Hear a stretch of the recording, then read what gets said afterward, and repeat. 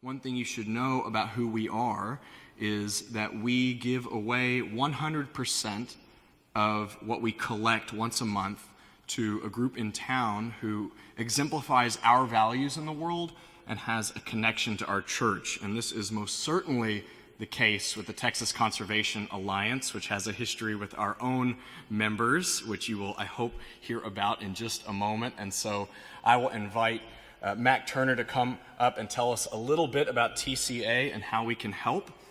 I'll remind you that 100% of everything that's not a pledge goes directly to the work of our First Sunday collection. You can write a check to First Unitarian Church and put TCA in the memo, or you can text to give. The instructions should show up on that screen there, hopefully in just a moment, with the ways that you can text to make a donation, and the First Sunday option will be in a drop-down menu there. Matt, would you like to come up and speak to us?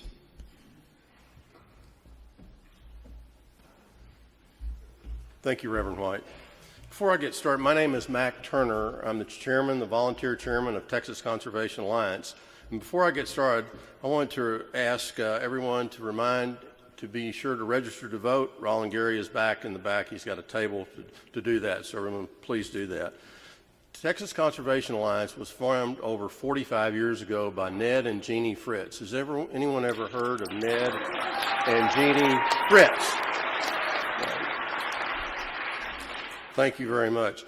They did tremendous work for many, many years. They saved over 250,000 acres of land with parks and refuges and things like that to save those wonderful, pristine areas from logging, dams, and that sort of thing. So I want to talk a little bit about today. Today, we are faced with a water crisis. And the water crisis, you might not think about it. We've had a lot of rain the last couple of years.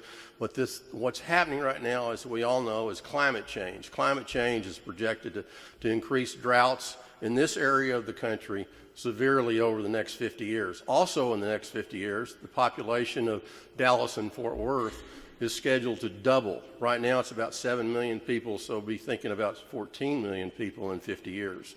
Those people, all of us, have to have a lot of water. Now, where do we get the water? There are a couple of different options. One of them is reservoirs. Reservoirs are historically what we've done since the 50s and the 60s. We've built a lot of reservoirs. It was a great plan to secure water for us today. Ironically, we have more reservoirs now and more water available for Dallas and Fort Worth than we need. And this is an amazing fact, because when you build a reservoir, you destroy the river. When I say you destroy the river has nothing left in it. The wildlife, the bottomlands, which the water spills out into the forest, the animals, the trees, everything goes away. All you have is a sterile facility to store water. Now that's great if you don't have any other options, but we do have an option. That option is called water recycling. Water recycling is what will take water from our wastewater and treat it. There's a wonderful wetlands facility down on Highway 175 called the Bunker Sands Wetland Facility. Water goes into that wetlands. It's filtered through the wetlands. It's pumped back up to Lavon.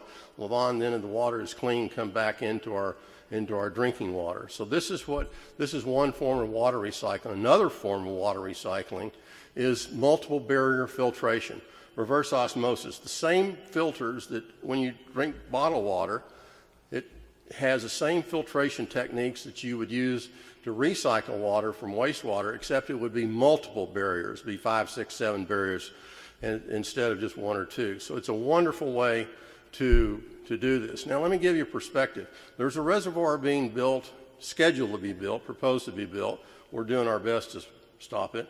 It's called Marvin Nichols in northeast Texas. That reservoir will destroy 72,000 acres of wilderness, bottomlands, wildlife. All the people who live there are gone. All the businesses that are there are gone. All the churches that are there are gone. And what they're proposing is just to store the water. With water recycling, that would not be necessary. Now you can have, that's supposed to be 72,000 acres. To put that in perspective, the entire city limits of Dallas is only 55,000 acres. So that gives you a little bit of idea. With water recycling, this is a viable alternative to reservoirs. This is what Texas Conservation Alliance is doing in the future, and we're doing right now. We're working very closely with municipal governments around the area to introduce and educate people on water recycling. So this is what we hope will be the future alternative source of water for Texas, for North Texas. We sincerely hope that you will support us in this effort, and thank you and appreciate you allowing me to be here today. Thank you.